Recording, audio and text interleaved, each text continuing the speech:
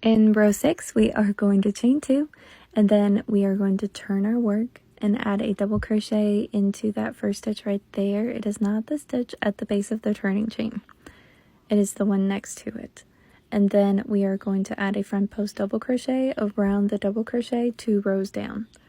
So essentially between the previous 2 front post double crochets. And we are doing the same thing we did 2 rows ago, where we are alternating double crochet and front post double crochet while skipping 1 single crochet in the back there. It's easier to show you than it is to explain, but that's essentially how it goes. But that's pretty much the gist of the Alpine stitch. From here, at the end of this row, we are going to finish with 2 double crochet. So it'll be 1 double crochet into the second to last stitch, and then 1 double crochet into the last stitch. And then we're going to chain 1 and single crochet our way across again. And then we're going to repeat row 4. And then after repeating row 4, we're going to single crochet our way across, and then repeat row 6. And then single crochet our way across and repeat row 4. And so on and so forth. You can do that until you're done. Now again, if your work starts to curl, that could be a sign that your stitches are too tight, because the science behind it is that the front is tighter or more tense than the back.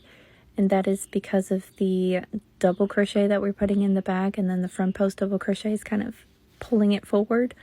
So if you want to fix that, the easiest way to fix that is to use a bigger hook and to keep your front post double crochet a little bit looser, make them a little bit taller, and then focus on keeping your double crochet a little bit tighter.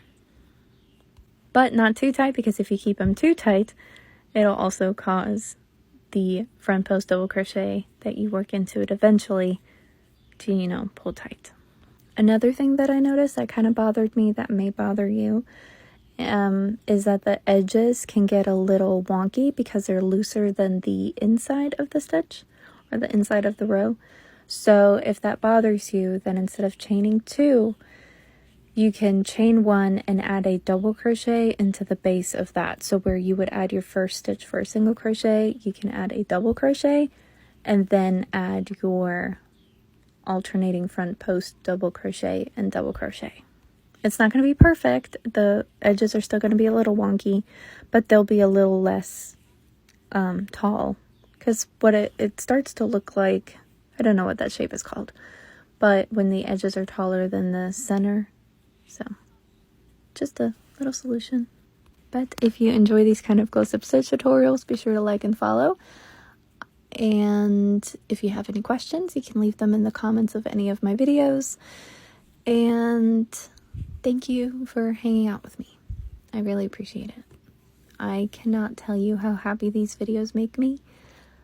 They are a dream come true, and I am just extremely grateful. But here we are at the end of row 6, so I'm going to add a front post double crochet around this one, and then I'm going to add a double crochet into the second to last stitch, and then a double crochet into the very last stitch. And that's it. I hope you have a wonderful day and be safe.